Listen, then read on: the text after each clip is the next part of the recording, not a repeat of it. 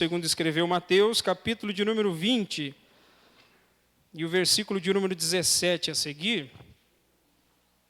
Mateus, capítulo 20, o versículo 17 a seguir. É o texto que nós vamos meditar aqui nesta noite. Glória a Deus.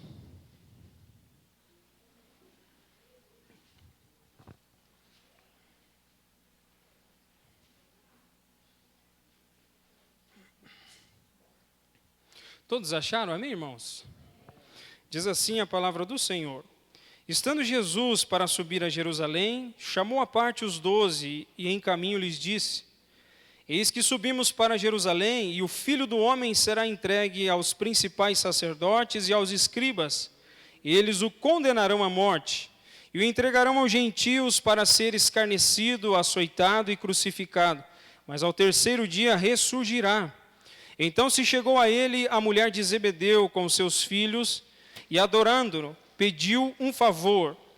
Perguntou-lhe ele: que queres? Ela respondeu: manda que no teu reino os meus 2 filhos se assentem, um à tua direita e o outro à tua esquerda. Mas Jesus respondeu: não sabeis o que pedis. Podeis vós beber o cálice que eu estou para beber? Responderam-lhe: podemos. Então lhes disse: bebereis o meu cálice, mas o assentar-se à minha direita e à minha esquerda não me compete concedê-lo. É, porém, para aqueles a quem está preparado por meu Pai. Ora, ouvindo isto, os 10 indignaram-se contra os 2 irmãos. Então Jesus, chamando-os, disse: sabeis que os governadores dos povos os dominam e que os maiorais exercem autoridade sobre eles. Não é assim entre vós, pelo contrário. Quem quiser tornar-se grande entre vós, será esse o que vos sirva. E quem quiser ser o primeiro entre vós, será o vosso servo. Tal como o Filho do Homem, que não veio para ser servido, mas para servir e dar a sua vida em resgate por muitos. Saindo eles de Jericó, uma grande multidão o acompanhava. E eis que 2 cegos assentados à beira do caminho, tendo ouvido que Jesus passava, clamaram: Senhor, filho de Davi, tem compaixão de nós. Mas a multidão os repreendia para que se calassem. Eles, porém, gritavam cada vez mais: Senhor, filho de Davi, tem misericórdia de nós. Então, parando Jesus, chamou-os e perguntou: que quereis que eu vos faça? Responderam: Senhor, que se nos abram os olhos. Conduído, Jesus tocou-lhes os olhos e imediatamente recuperaram a vista e o foram seguindo. Amém, irmãos? Vamos orar neste momento, pedindo a graça de Deus para a nossa meditação na palavra. Senhor, mais uma vez em oração, nós queremos te agradecer pelo privilégio que o Senhor nos concede nesta noite, Senhor, de agora poder meditar na tua palavra, essa palavra tão preciosa que é alimento para os nossos corações. Para isso, Senhor, nós carecemos do teu Espírito Santo, que é aquele que nos guia a toda a verdade, aquele que ilumina os nossos corações e nos faz lembrar das tuas palavras de maneira poderosa. Seja conosco, Senhor, é a nossa oração em nome do Senhor Jesus. Amém, irmãos? Tome assento, por gentileza. Glória a Deus. Essa semana eu senti no coração e estava meditando sobre essa palavra, e na terça-feira, quando nós estávamos ali na igreja sede, o pastor Carlos também falou algo e foi que encaixando, né? Eu falei: Senhor, o Senhor está caminhando para algo, para ser transmitido para a tua igreja. E quando meditando nessa passagem, veio da parte do Senhor o desejo de comunicar à igreja algo que eu acredito que seja extremamente importante para nós. A título de introdução, eu não sei se algum dos irmãos aqui já assistiram o filme O Resgate do Soldado Ryan. Alguém já assistiu? Bastante gente, né? Isso quer dizer que os irmãos são antiguinhos, né? Esse filme retrata a história de uma equipe do exército que vai atrás de um determinado soldado, principalmente porque esse soldado, ele é irmão de mais 3 pessoas que acabaram morrendo na guerra. E quando se descobriu que esses 4 filhos saíram de casa e foram para a guerra, e 3 já morreram, eles ficaram pensativos na seguinte questão: será que a família, como vai ficar a família pensando que todos os seus 4 filhos saíram de casa para poder guerrear a favor do seu país e vieram a morrer? Como é que vai ficar o coração, né, dos pais? Como é que vai ficar o coração da família dessa maneira? E veio a eles o desejo de procurar encontrar o último filho, que não se tinha notícia dele, pelo menos que tinha morrido. E há um empreendimento muito grande para que aquele grupo de pessoas pudesse encontrar esse soldado com vida e devolver ele de volta para dentro do seu lar, e assim, quem sabe, trazer um pouquinho mais de conforto ao coração da família, mesmo que tenham perdido 3 filhos, mas pelo menos um foi recuperado e foi salvo. É interessante porque a mensagem do filme, de alguma forma, ela retrata a importância que aquele homem salvo, né, o soldado Ryan, tem depois que ele descobre todo o empenho que foi feito por aquelas pessoas para salvar a sua própria vida, né? E, de alguma forma, a mensagem que fica no filme é: faça valer a pena, porque muitas pessoas foram lá e muitas pessoas sofreram e até morreram para resgatar esse soldado e trazer de volta para a sua própria família. Quando eu chego e olho para dentro dessa passagem, eu acredito que existe algo muito interessante e muito similar a este pensamento, de que existe um sacrifício maior que é feito para que outros possam se beneficiar dele. Você já parou para pensar, de alguma forma, que o sacrifício de Cristo foi um sacrifício voluntário para entregar a vida dele na cruz do Calvário pela minha vida e pela sua vida? Porque às vezes a gente pode passar batido e só pensa nos benefícios que nós alcançamos, mas nós não vemos qual foi o sofrimento para poder ser alcançado esses benefícios. Um filho que vê o pai no começo do mês recebendo o seu salário e vê às vezes na mão do pai aquele monte de onça bonita, né, pastor João?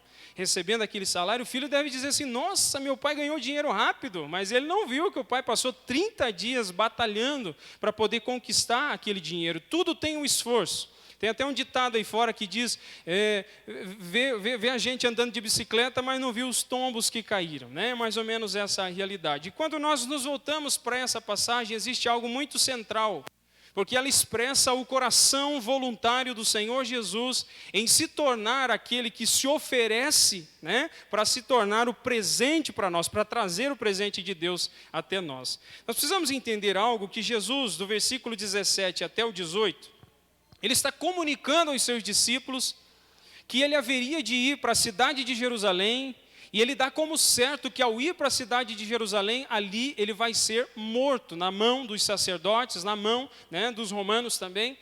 E os discípulos, de alguma forma, quando você lê os 3 evangelhos, você percebe que os discípulos não estão entendendo o que Jesus está dizendo. Como assim ele vai lá para Jerusalém e vai morrer? Olha o que ele faz. Ele tem poder sobre a natureza, ele pode mandar o mar e o vento se acalmar. Ele tem poder sobre as enfermidades, ele pode repreender a enfermidade de um leproso, ele pode estender as mãos e curá-lo. Ele pode, com uma palavra, fazer com que o morto possa sair de dentro do túmulo. E agora ele está dizendo que ele, o Salvador, aquele que é o Messias, ele vai morrer lá na cidade de Jerusalém. Se nós não entendermos o que envolvia o pensamento messiânico aqui dos discípulos, nós vamos ter bastante dificuldade. Mas para que os irmãos entendam, se esperava sim que viesse um Messias, né? No Antigo Testamento essa é a palavra que significa ungido, mas no Novo Testamento a palavra é Cristo, que também significa ungido, mas na língua grega.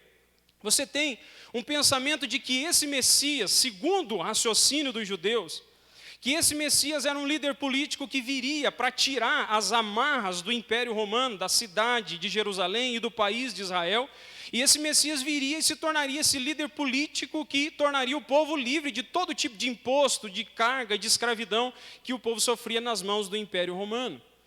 Mas quando eles começam a caminhar com o Senhor Jesus e a ouvir por várias vezes o Senhor dizendo: eu vou para Jerusalém e lá eu vou morrer, eles não estão entendendo o que Jesus está tentando comunicar. Porque eles não querem acreditar que este Jesus, que eles estão percebendo claramente que é o Messias, que eles estão vendo as evidências de que ninguém mais fez o que ele fez, eles estão pensativos e estão como quem não entende o que está à sua volta. É interessante porque todo mundo percebeu em Jesus que ele era totalmente outro, como diz Calbart.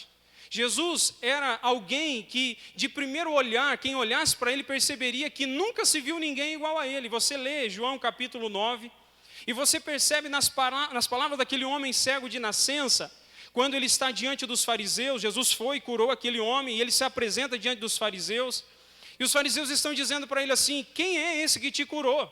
E ele diz: foi Jesus.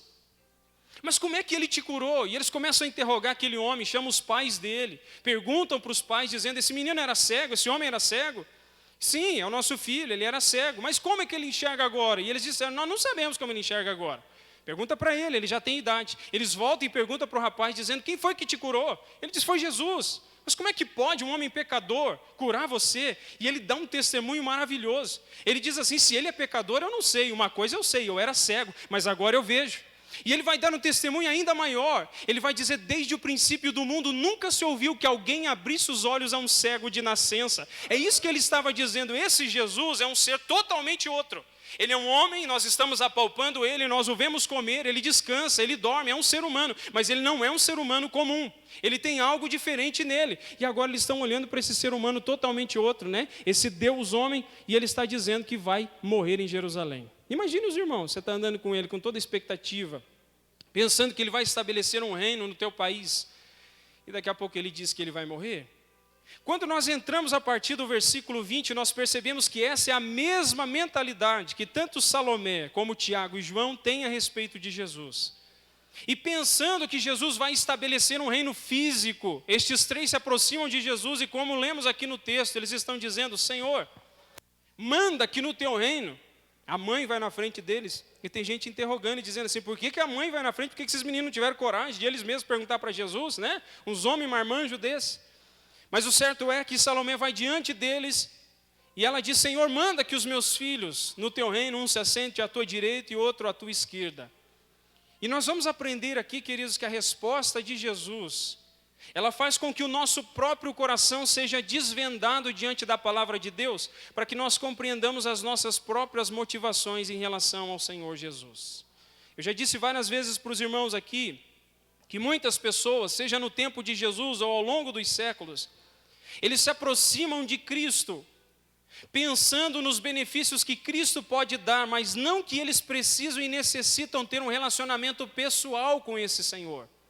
Porque nós sabemos que nos momentos de grande adversidade, como foi testemunhado aqui ao longo deste culto, que as dificuldades e sofrimentos que as pessoas enfrentam, elas podem ser ainda maiores quando no fundo do seu coração não existe uma esperança de que se ela morrer de uma enfermidade ou vier a cessar a sua existência nesse mundo, não existe esperança e expectativa nenhuma de um porvir.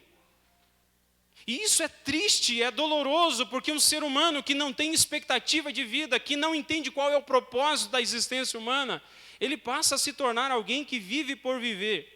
E a morte para ele nada mais é do que um pensamento de cessação de toda obra e que quando morrer nada mais vai acontecer. Mas a Bíblia nos diz que quando a vida de alguém cessa aqui nessa existência, tudo que ela fez e a principal decisão que ela tomou de receber a Cristo como seu Salvador ou não, vai trazer consequências eternas para a sua própria alma. A palavra nos diz que aqueles que entrarão na posse do reino eterno de nosso Senhor e Salvador Jesus Cristo, são aqueles que fizeram a profissão de fé, de dizer que Jesus Cristo é o único Senhor e que Ele morreu na cruz do Calvário para perdoar os nossos pecados e é nele, a fé nele, que nos dá garantia de entrar na posse deste reino. E agora você tem eles fazendo essa pergunta diante do Senhor Jesus, e é muito importante nós entendermos algumas questões a partir da resposta de Jesus no capítulo, do versículo 22 a seguir. A primeira coisa que nós vemos é que o discipulado, a atitude de seguir a Jesus, custa caro. Alguém de vocês aqui já parou para pensar muitas vezes que quando você não era cristão, parecia que a vida estava fluindo? O negócio estava andando. Parece que as coisas estavam caminhando de vento em popa. Aí o dia que achou de entrar numa igreja, ouviu a mensagem do Evangelho, veio aqui na frente, fez a profissão de fé, recebeu Cristo no seu coração, muitas coisas começaram a mudar na sua vida. Quantos irmãos, que às vezes são a única pessoa na família que recebem a Cristo como Salvador e quando voltam para casa enfrentam uma tribulação gigante. Se não é você, você conhece alguém que passa por isso. O que Jesus está dizendo é que o pedido de Salomé, de Tiago e de João é um pedido que parece que não entende a grandeza do que é seguir a Cristo e segui-lo de maneira fiel. Porque Jesus vai perguntar para eles, vocês têm coragem e capacidade de beber o cálice que eu estou prestes a beber? E que é esse cálice que Jesus está prestes a beber? É o cálice do sofrimento. É o cálice da ira de Deus que seria colocada sobre Jesus por causa do pecado da humanidade que ele está levando sobre a cruz do Calvário. São os sofrimentos pertinentes à graça redentora de Cristo que vão cair sobre ele, os sofrimentos que são pertinentes a ele.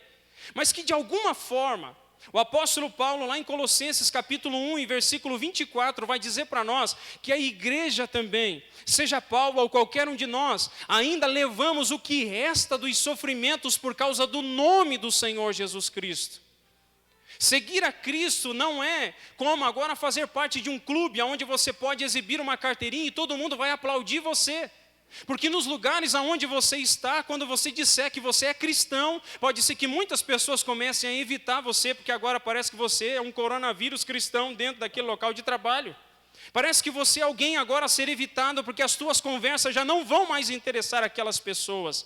Significa que nós estamos começando a beber um cálice, de que nós vamos ter ele nas nossas vidas, mas nós vamos fazê-lo por amor a Cristo, sabendo que todo o sofrimento que nós passamos por amor a ele tem resultado e tem recompensa. Você se lembra que lá em Mateus capítulo 5, versículos 12 e 13 em diante, ele vai dizer: bem-aventurados sois vós, quando vos afligirem, perseguindo e mentindo, disserem todo mal contra vós por minha causa. Ele diz: exultai-vos e alegrai-vos, porque é grande o vosso galardão nos céus.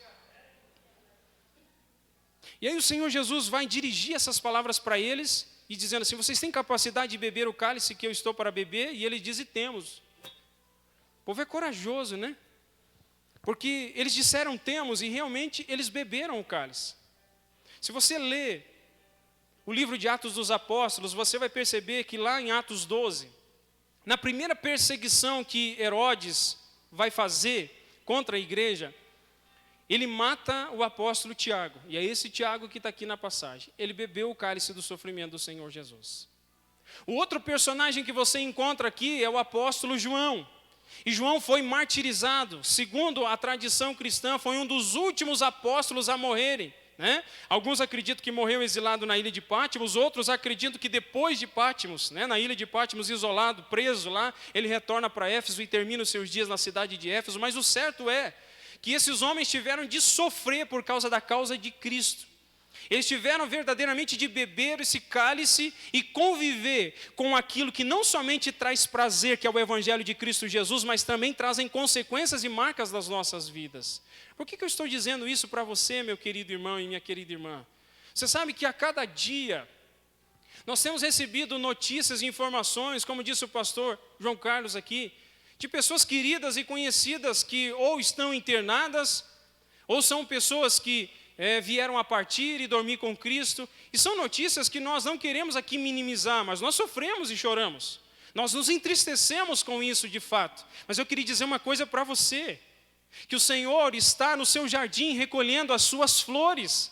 E que louvado seja Deus, muitos desses que estão partindo, eles não estão partindo para o sofrimento, mas para o descanso eterno. O Senhor está recolhendo os seus, e louvado seja Deus, porque Ele tem alegria quando Ele recolhe os seus, porque agora esses estão aguardando quando o restante nós estaremos nos ajuntando com eles, segundo a vontade de Deus e no tempo do Senhor.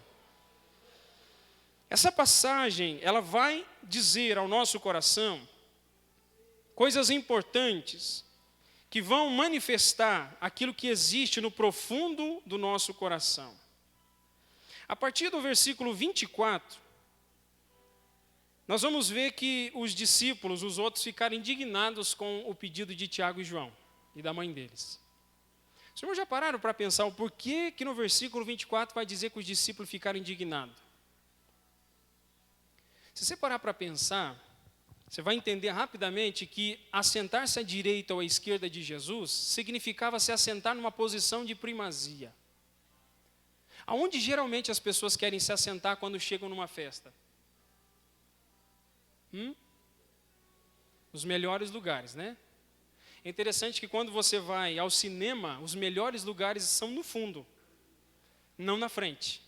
Mas existem outros ambientes, os melhores lugares são na frente e não nos fundos.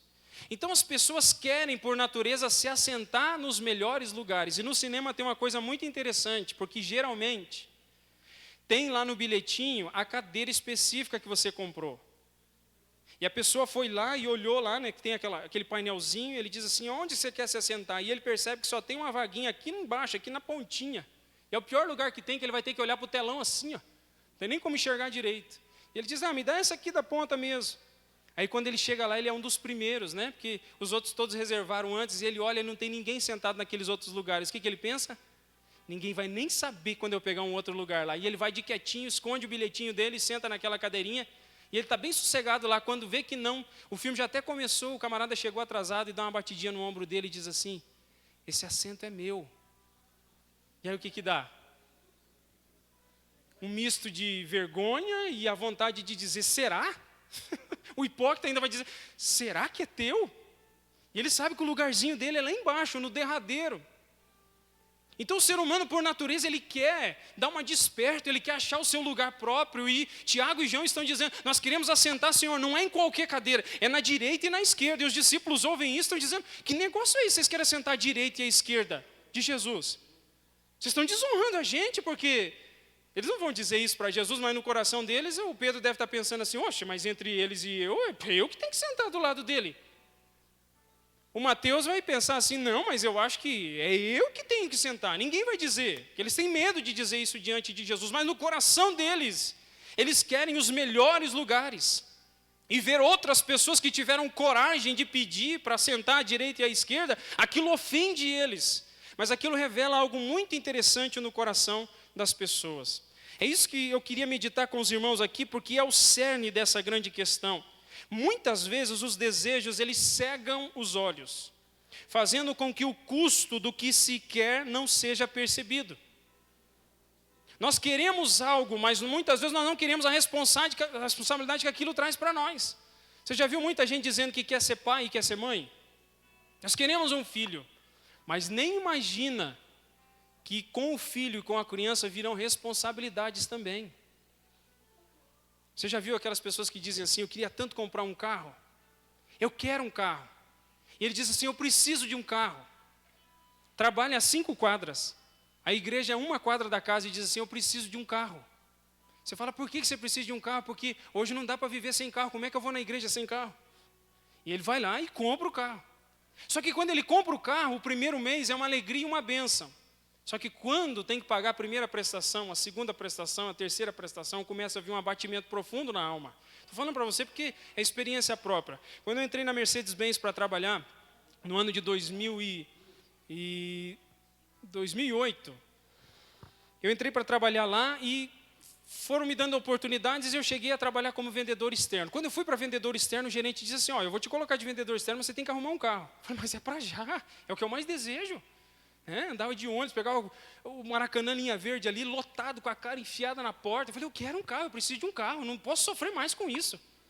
E aí meu pai disse assim, não, então faz o seguinte, você pega o carro do pai, continua pagando, depois que você terminar de pagar o carro, aí você paga para mim o que eu já paguei. Eu falei, mas fechou, era o que eu precisava.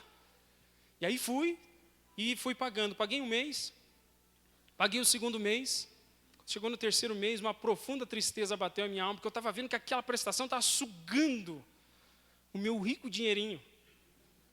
E ele foi vendo assim, né? Acho que ele fez igual o Senhor olhou para Caim, pastor João. Por que está entristecido o teu semblante aí? E ele falou assim, eu não disse nada para ele, ele disse assim, você quer devolver o carro? Eu te dou todo o dinheiro que você já deu, e aí você acha outro carro para você poder comprar. Aí o sorriso apareceu na hora. Falei, é isso que eu precisava, né? Porque eu queria a comodidade daquilo. Mas eu não queria ter que pagar o preço e a responsabilidade por ter aquilo nas mãos. É por isso que eu estou dizendo algo para você aqui muito profundo. Nós precisamos sondar os nossos corações para saber qual é a motivação, qual é o desejo que comanda as nossas vidas, o porquê que nós queremos aquilo, o porquê que nós dizemos que precisamos daquilo, porquê que temos que alcançar aquele objetivo. Você sabe que tem pessoas que fazem uma faculdade simplesmente para depois dizer que é melhor que outras pessoas. Só para poder subir numa função e dizer assim, eu sou melhor do que todos os outros familiares, as pessoas da minha igreja, ou as pessoas que estão à minha volta, eu sou melhor do que elas. Gente que tem uma motivação escusa dentro do coração, que no fundo vai trazer tribulação no futuro para ela. Eu queria dizer para você, Deus tem um propósito para a tua vida. E seja qual for o propósito que Ele tem para você, nada existe de melhor do que viver na vontade de Deus e no propósito do Senhor. Não para tentar ser melhor do que ninguém, não para tentar superar outras pessoas só para envergonhar elas, não. Mas para ser melhor para a glória de Deus, para aquilo que Deus te chamou para fazer, para aquilo que Deus te comissionou para existir aqui, para fazer e exercer esta função. Vamos usar um outro exemplo aqui. Não tem gente que fica pensando assim, que quer ser um pai para ser melhor do que fulano? Alguém que quer ser mãe para dizer que é mãe do que fulano? Eu já disse para os irmãos aqui, né? Até usei o irmão Douglas esses dias atrás, né, irmã Vanessa? Que tem gente que olha e diz assim que, não, quando eu for pai ou mãe, eu não vou deixar que o meu filho faça esse tipo de coisa. Não, o meu filho não vai fazer isso. E eu digo, calma, fica quietinho. Fala nada não. Aí quando vem pior, porção dobrada. E aí a pessoa passa uma vergonha tremenda, porque aquele que te viu passar na prova, olha só o sabor do mel aí. A pessoa vai estar lá olhando, né? Quando era comigo, você dizia que eu não sabia lidar, e agora? Dá um jeito aí. E não tem jeito. E as pessoas estão querendo superar as outras e serem melhores do que as outras. Nós não temos que ser melhor do que ninguém, nós precisamos ser aquilo que Deus quer que nós sejamos. Aquilo que Deus nos fez existir e nascer. Aquilo que nosso Deus nos comissionou e nos vocacionou para vivermos aqui e sermos. Assuma isso para você. Não tente se comparar com outras pessoas. Seja aquilo que Deus te chamou para ser e para viver. É interessante porque essa indignação dos discípulos revela duas coisas. Primeiro, demonstra um descontentamento deles, né, pelo oportunismo da Salomé, do Tiago e do João. E segundo, revela um sentimento de inveja e de presunção. A revolta dos discípulos revela um sentimento de inveja e de presunção. Por quê? Porque existe, e aqui nós precisamos estar bem focados, irmãos. Um dia eu estava fazendo uma visita na casa de uma família, e ela estava contando a respeito de um assunto, e ela disse uma frase que ficou no meu coração já faz alguns anos. Ela disse assim, o grande problema das pessoas não é ver os outros se dando bem. O problema delas é ver as pessoas se dando melhor do que elas. O problema não é as pessoas verem que alguém está progredindo. O grande problema é alguém ver que você está progredindo mais do que ela. Enquanto você está parelho com ela, não, está tranquilo, mas se subir a mais, já diz, não, aí já não pode, aí não. Igual dá, mais do que eu não pode ser. Não tem gente que fica disputando roupa? Minha roupa está tranquilo, mas quando chega na igreja tem alguém com uma roupa mais bonita do que ele, ou do que ela. Semana que vem, quero ver. Eu vou superar isso aí. Chega no trabalho, né? E a pessoa está lá com aquele vestido, e o vestido está justo. E olha assim e diz assim, você vai ver. E vai lá e compra o vestido, mas o corpo é diferente. O corpo é um pouquinho mais avantajado, mas quer comprar o mesmo vestido. E parece um colchão inflável daí, porque não dá certo. Porque está tentando ser quem ele não foi chamado para ser. Está tentando exercer algo que não foi chamado para exercer. Queridos irmãos, quando nós vimos alguém que está sendo abençoado por Deus, que está sendo agraciado pelas mãos do Senhor Jesus, vamos se alegrar com estas pessoas. Vamos parar de nos compararmos com elas e dizer que elas têm mais, estão sendo mais abençoadas do que nós. Vamos parar com isso, que nós possamos olhar e nos alegrar com a alegria dos nossos irmãos. É isso que Deus deseja de nós. Que a nossa alegria seja ver a alegria de outras pessoas que Deus tem abençoado e concedido graça sobre a vida delas. Seguir aqui, a partir do nosso versículo de número 25. O Senhor Jesus vai revelar aquilo que existia no profundo do coração dos seus discípulos, que na verdade era um senso de mundanismo, né? Olha o que ele vai dizer no versículo 25. Então Jesus chamando-os disse, sabeis que os governadores dos povos os dominam e que os maiorais exercem autoridade sobre eles. No mundo é assim. Quem são as pessoas mais importantes no mundo? São aquelas que estão em um lugar de evidência e que são servidas por outras pessoas, que tem muitos que estão servindo elas. É isso que acontece no mundo nos dias de Jesus e nos nossos dias. Mas ele vai dizer, entre vocês não será assim. E aqui eu queria estimular o coração da igreja na seguinte questão, que Deus não quer que nós venhamos a olhar para a realidade do mundo e tentar de alguma forma, como Jesus está chamando a atenção com aquela visão mundana dos discípulos. Os discípulos estão olhando e pensando que no reino de Deus As pessoas mais importantes são aquelas que estão em cima, que estão sendo servidas pelas pessoas, e Jesus vai dizer para eles que não. Olha o que ele diz a partir do versículo 26. Ele diz: não é assim entre vós, pelo contrário, quem quiser tornar-se grande entre vós, será esse o que vos sirva. A pergunta de Jesus é a seguinte: vocês querem ser grandes? E alguém diria sim. E ele diz: então sirva. Olha o que ele diz no versículo 27. E quem quiser ser o primeiro entre vós, quer ser o primeiro? Ele diz: sirva.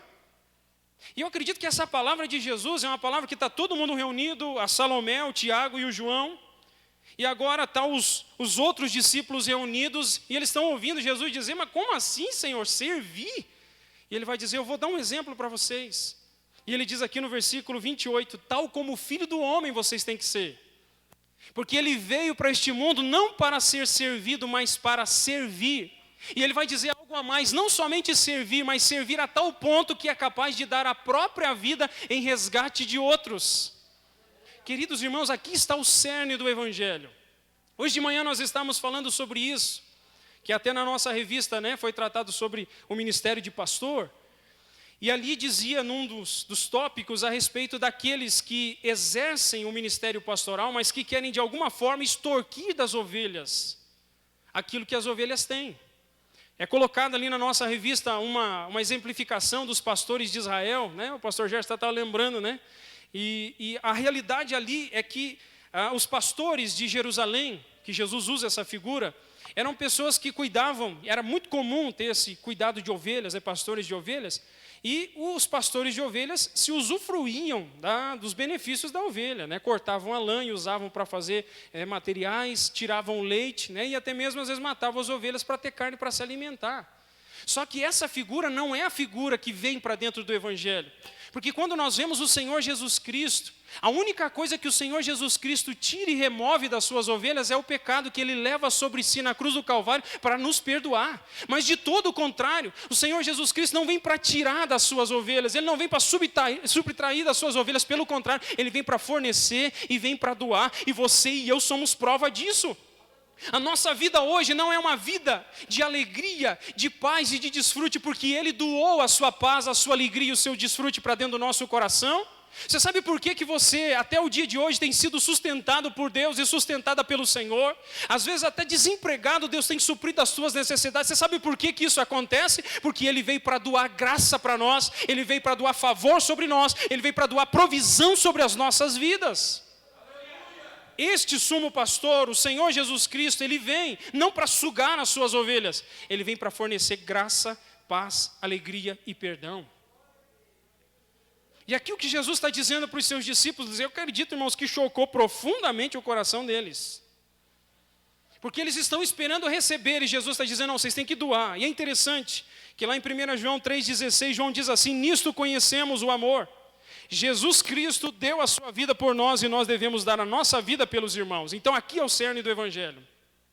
O cerne do Evangelho é que alguém que recebeu a Jesus Cristo como seu Senhor e Salvador, a partir daquele momento ele se entregue a Deus. Ele doe toda a sua vida nas mãos do Senhor. E ele também se coloca à disposição para servir o seu próximo que está à sua volta. Irmãos, aqui é muito importante. E vamos entrar só um pouquinho aqui dentro da nossa realidade doméstica. Dentro do lar é gostoso servir ou ser servido? Se não quiser falar, não fala, que eu já até sei. Ser servido é melhor. Está sentado no sofazão, aquele sofazão que estica, Aquele sofazão que vai até lá na frente, lá, se empurrar muito, quase que quebra a parede, de tão grande que é. Estica, põe a perna lá. E daí a esposa diz assim: está pronta a janta? E ele fica quieto. Está pronta a janta? Cri, cri, sai nada. O que ele está esperando?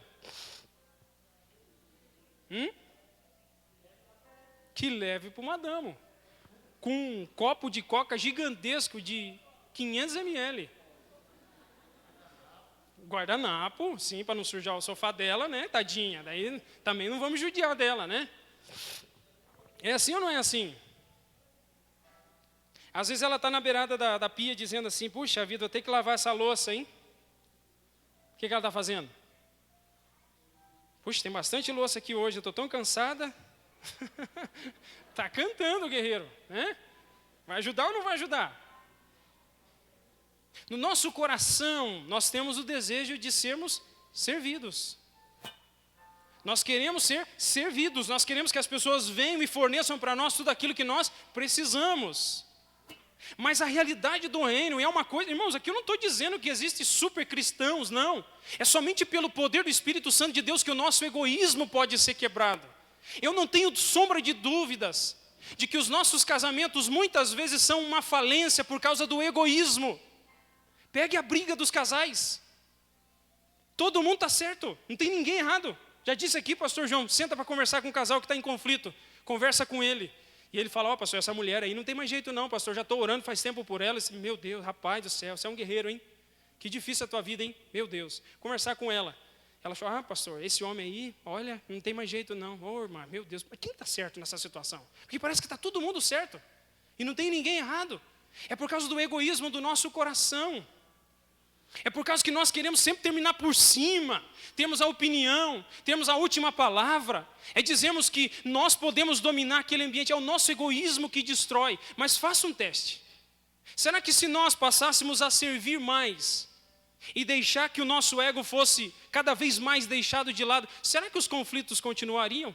Perceba, no último mês aí, as últimas brigas que você teve, conflitos, seja em casa ou fora, por que você brigou? Perceba que a grande maioria delas é por causa do nosso egoísmo do coração, que deseja fazer com que as pessoas se dobrem diante de nós e possam nos servir.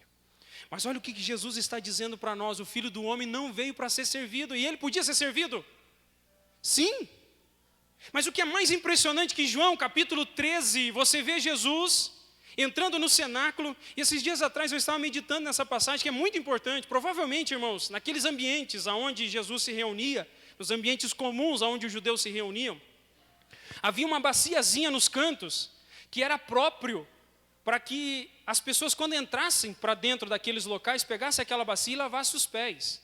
Eles não tinham o costume igual a gente de tomar banho todo dia, o normal, né? Porque tem gente que não quer tomar banho todo dia, aí é problema. Já está frio, não dá, né? E tem chuveiro quente, 220, irmãos, falta tirar o pelo da gente. Aí você entrava naquele ambiente, já tinha uma vasilha, um vasilhame ali do lado, que era próprio para que as pessoas lavassem os pés e se assentassem à mesa. Mas a figura que você encontra ali em João 13, provavelmente é que todo mundo foi se assentando na mesa e ninguém dos discípulos estava disposto a pegar a bacia. Porque mais ou menos, a esposa estava mostrando um vídeo esses dias atrás, né, que acontece muito com as famílias, que está todo mundo quietinho ali e alguém vai lá pegar um golinho de suco. E o que acontece quando aquele um levanta? Você está todo mundo debaixo da coberta. Pega para mim também. Para mim também. Para mim também. E tem uns 20 lá. Para pegar para todo aquele povo, tem que arrumar uma bandeja para trazer aquele material. Então os discípulos estão pensando, se alguém mexer naquela bandeja ali, vai ter que lavar o pé desse povo todo aí. Provavelmente a bandeja está ali no canto, né? A vasilha está ali no canto. E ninguém pega. Você sabe o que era mais difícil? Porque a metodologia de alimentação que eles tinham não é a nossa mesa que a gente deixa os pés aqui de baixo e coloca só o cotovelo aqui em cima. A deles não, eles comiam meio que agachados e o pé ficava para cima. Agora você imagine andar o dia inteirinho com aquelas alparcas cheirosas.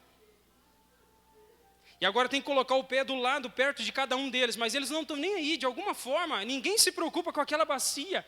Mas daqui a pouquinho entra Jesus, pega a bacia, põe água, tira a túnica de cima, pega uma toalha e começa a se abaixar e lavar os pés dos discípulos. Eu imagino que um misto de sentimentos começou a surgir no coração daqueles discípulos. Primeiro, um sentimento de vergonha. Por quê? Porque era nós que deveríamos pegar aquela bacia, mas nós não tivemos coragem de pegar, porque se tivesse que lavar o pé de Jesus, todo mundo ia dizer, vem o meu aqui também, lava o meu aqui também. Mas agora há um misto de vergonha, e eles sabem que quem lava o pé de alguém é o servo que lava o pé dos seus senhores, mas Jesus está lavando, e Pedro diz, Senhor, não vai lavar meu pé não, Senhor. Jesus olha nos olhos dele e vai dizer para ele, Pedro, se eu não lavar os teus pés, você não tem parte comigo. Aleluia. E agora o que ele vai fazer? Ele vai lavar os pés dos seus discípulos. Quando ele termina de lavar os pés dos discípulos, ele veste a túnica de novo e ele está dizendo, vocês viram o que eu acabei de fazer com vocês aqui? E eles viram, estão em silêncio. E ele vai dizer, vocês me chamam Senhor e Mestre, e eu sou Senhor e Mestre de vocês. Mas assim como eu fiz de me abaixar, lavar os pés de vocês, servir vocês, eu quero que vocês vão e façam o mesmo com os seus irmãos. Você imagina o quebrantamento no coração desses discípulos. E a vergonha de ter visto o mestre fazer aquilo que eles deveriam fazer. É isso que Jesus está dizendo. Ele está dizendo, gente, meu pai não me enviou aqui para ser servido para vocês. Eu não estou esperando vocês me servirem, não. Antes de vocês me servirem, eu vou servir vocês. E eu vou servir tanto a vocês, que eu vou dar minha vida para resgatar a vida de vocês. Só que aqui, e eu quero concluir essa palavra, é interessante porque a passagem não termina no versículo 28. A Sociedade Bíblica colocou um epígrafe aqui, e às vezes atrapalha o fluxo do texto. Mas o texto continua, porque a partir do versículo 29 diz, saindo eles de Jericó, uma grande multidão os acompanhava. Você sabe o que é bonito em Jesus? Hoje nós estávamos dizendo sobre os pastores, né? Que na revista dizia que o pastor não pode ser incoerente. O que é incoerente? Fala uma coisa e faz outra. E aqui Jesus é o sumo pastor e ele vai dar o exemplo. Ele está dizendo, eu vim para servir. E quando eles saem dali, saem de Jericó, a palavra diz, versículo 29, uma grande multidão os acompanhava. E eis que 2 cegos assentados à beira do caminho, tendo ouvido que Jesus passava, clamaram, dizendo, Senhor, filho de Davi, tem compaixão de nós. A multidão os repreendia para que se calassem. Eles, porém, gritavam cada vez mais alto, Senhor, filho de Davi, tem misericórdia de nós. Se Jesus estivesse ali para ser servido, ele ia seguir em frente e não ia nem ouvir o que eles estavam dizendo. Mas olha o que ele faz, versículo 32, então parando Jesus, chamou-os e perguntou, que quereis que eu vos faça? E eles responderam, Senhor, que se nos abram os olhos. E o que Jesus faz no verso 34? Condoído. Aqui existe um mover de sentimentos no coração de Jesus, ele está condoído, ele está comovido pela situação daqueles 2 cegos. E a Bíblia diz, Jesus tocou-lhes os olhos e imediatamente recuperaram a vista e o foram seguindo. O que Jesus acabou de dizer para os discípulos? Gente, aquilo lá não só foi uma palavra bonita para vocês de dizer que eu vim aqui não para ser servido, mas para servir. Eu quero que vocês vejam que realmente na prática eu estou servindo. E ele serviu, ele abriu os olhos daqueles 2 cegos para provar para eles que ele estava ali para se doar, para ver o benefício de outras pessoas. Eu quero concluir aqui, até por causa do nosso horário, eu quero que você pense em 2 coisas. Primeiro, Deus concede o prazer a nós de servir. Servir. Mas tem gente que só vai servir quando ela for líder de alguma coisa. Tem gente que só vai servir quando estiver no topo, no lugar mais alto. Servir é para todos nós. Eu acho interessante algo que o pastor Carlos diz, sempre nas nossas reuniões, né? Ele fala sobre a questão da visão da hierarquia. As pessoas acham que entrou para ser cooperador, depois vai sendo diácono, vai sendo presbítero, daí evangelista, daí pastor, aí até apóstolo, né? E acha que está no topo da cadeia alimentar. Que é o camarada que está lá em cima, que vai ser servido por todo mundo. Mas ele sempre diz algo muito interessante, ele falou, essa pirâmide é invertida. Porque conforme você vai chegando nessas funções ministeriais, você não está subindo, você está baixando. Porque você vai ter que servir mais. Mais em quantidade de tempo, mais em quantidade de energia gasta. Mais em quantidade de oração por aquelas pessoas. Mais em quantidade de amor, de perdão, de misericórdia. Mais em quantidade de preparação, de você ter que ir lá fora, estudar, ler e se informar para poder ajudar outras pessoas, você vai ter que se doar. E aquilo que eu quero perguntar para você nessa noite, Jesus Cristo te chamou para seguir o exemplo dele, para servir. E eu pergunto, você está disposto e disposta a servir o Senhor Jesus? E não é só servir e dizer assim, não, mas esse serviço vai trazer muito cansaço e muito peso. A palavra de Deus vai dizer em Hebreus capítulo 12 que Jesus, pela alegria que lhe estava proposta, suportou a cruz desprezando a afronta. O que isso significa? Que servir a Deus produz alegria no coração daquele que serve. Há algo muito interessante no livro do pastor John Piper, um livro intitulado Em Busca de Deus. Ele diz que nós cristãos, Deus nos fez e nos criou para encontrar alegria na alegria dos outros. Você entendeu isso? Encontrar alegria na alegria dos outros. Eu vou finalizar aqui com uma descrição no livro A Revolução do Voluntariado. Eu li até para os irmãos aqui na sexta-feira. Preste bastante atenção, eu vou finalizar essa mensagem. Um irmão chamado Ed, que durante um percurso de vida teve dificuldade, acabou a esposa abandonando ele, e ele perdeu o seu trabalho e foi morar dentro do carro. Quando estava dentro do carro, um grupo de irmãos que estava evangelizando entregou uma Bíblia para ele. E ele disse assim, um dia eu vou comprar minha própria Bíblia. E a irmã disse para ele, não, você vai comprar sua própria Bíblia. E de alguma forma ele foi parar lá na igreja deles, um lugar onde tinha uma biblioteca, né, uma venda de livros. E aí, ele olhando aquela biblioteca, ele começou a chorar. A irmã veio, orou por ele e disse assim, moço, saia daqui agora e vai e procura uma irmã chamada fulana de tal, e ela vai orar por você. Ele encontrou essa irmã, e essa irmã pegou e falou para ele, o que você está chorando, filho? Ela orou com ele. Depois que orou, ela disse, você poderia ajudar essa velha senhora se eu te pedisse alguma coisa? Ele disse sim. Ela pegou e levou ele para a cozinha e falou, você pode ajudar esse pessoal? Nós estamos preparando comida para a igreja, os irmãos estão reunidos lá, mas a gente está fazendo uma refeição para todos eles aqui. Você pode ajudar? Ele disse sim. Foi para o chefe de cozinha, o chefe de cozinha disse, você sabe refogar alguma coisa? Ele disse, sim, eu sei refazer, sim, dá para fazer dessa forma. O chefe de cozinha disse, ele entende do assunto. Ele ficou e ajudou. E continuou ajudando na igreja. E aquele sentimento de tristeza do coração dele foi saindo, ele foi se recuperando só em conviver com a igreja e em ajudar o povo de Deus. Um dia os irmãos chamaram para dar um testemunho lá na igreja e ele disse assim, estou aqui porque orei para que Deus me trouxesse de volta para Ele, independentemente do preço que isso custaria. Queria o relacionamento com Ele, para o qual eu havia sido criado por Ele. Por isso perdi minha casa, meu emprego, minha esposa, tudo o que eu tinha na Califórnia. Perdi todas as coisas que havia me afastado de Deus. A pessoa que entrevistava Ed, interrompeu ele e disse assim para os membros da igreja, né, que os irmãos deveriam, pelo menos uma vez por mês, ajudar em alguma atividade da igreja. Aquele irmão Ed olhou para ela e disse assim, não se preocupe, eu não estou aqui, eu estarei aqui todos os dias mesmo. Ele diz, eu amo este lugar. As pessoas ainda dizem para ele, Ed, quando ele está servindo, obrigado por servir.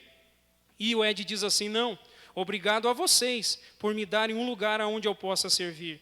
Acho que se Deus lhe dá um dom e você não o pode usar, você deve cavar um buraco e se jogar nele. Pois é no servir que começa o crescimento, a cura. Por isso, agora, estendo minhas mãos e digo, Senhor, só me deixa servir, envia-me para onde quiseres enviar. Você sabe o que ele está dizendo aqui? Que ele encontrou a alegria de Deus no serviço dos santos. O que eu estou fazendo para você nessa noite? Essa é uma palavra intencional da parte de Deus para o teu coração. Muitos irmãos e irmãs estão entristecidos porque queriam exercer determinadas funções na igreja, mas não exercem. E ele diz, só vou exercer aquela função quando eu estiver lá, eu só vou servir quando eu estiver lá. Deus está te dando a oportunidade de servir hoje, de estender as mãos, de orar por alguém que está na rua, evangelizar aquela pessoa, de levar uma cesta básica, estender as mãos àqueles que precisam. Eu quero dizer uma coisa para você, você vai sentir o teu coração alegre, porque Deus, o seu Deus, enviou Jesus Cristo, nosso Senhor, para servir as nossas vidas, e agora Ele deseja que nós também possamos servir uns aos outros, e assim nós vamos crescendo, e a alegria de Deus vai preenchendo o nosso coração. Amém, irmãos?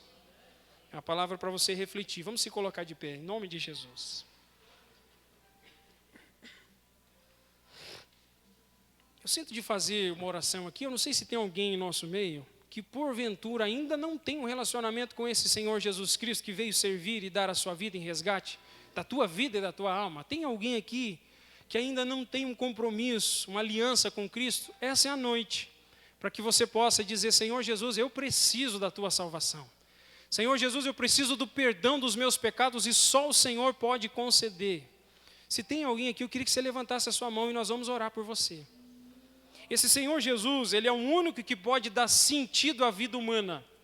Ele é o único que pode prometer e com evidências claras de que Ele está preparando para nós um lugar onde Ele vai nos levar para morar. Você sabe por que tem evidências claras? Porque esse Jesus Cristo, Ele não morreu e ficou enterrado debaixo da terra, né? Ou ficou lá dentro daquele túmulo onde Ele foi colocado, mas esse Jesus Cristo ressuscitou. E há evidências claras de homens, mulheres que viram esse Jesus Cristo ressurreto, que deu a vida por nós na cruz do Calvário, para que hoje nós pudéssemos ter alegria. Se tem alguém, levante a sua mão e nós queremos orar. Glória a Deus. Glória a Deus. Alguém pode acompanhar nós, queridas? Levanta a mão de novo, querida, por gentileza. Acompanhe ela aqui, nós vamos fazer uma oração juntamente com ela. Glória a Deus. Ele veio para servir e Ele serviu.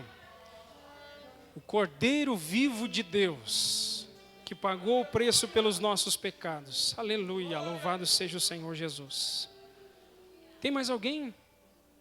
Eu não vou insistir, não tenho o hábito de ficar forçando, ameaçando de forma alguma. Eu sei que esse é o melhor remédio para a humanidade. Esses dias eu disse para uma família que, sabendo que nós hoje, cristãos, desfrutamos do melhor remédio contra a tristeza, contra a desesperança, se eu não o fizesse, se eu não dissesse para você que Jesus Cristo é o caminho, eu estaria sendo uma pessoa que não te ama. Aleluia. Glória a Deus. Não temos mais ninguém, então nós vamos orar. Minhas queridas, a decisão de hoje é a melhor decisão que se pode fazer na vida. É uma decisão transformadora. Aleluia.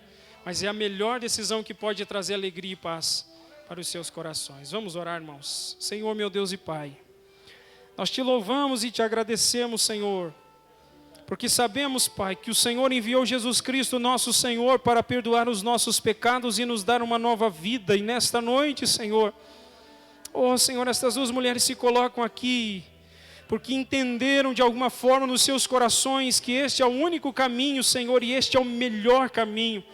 Não é simplesmente o único caminho disponível, porque o mundo quer oferecer outros tantos caminhos, mas só existe um caminho que conduz a Deus, que é Jesus Cristo, nosso Senhor.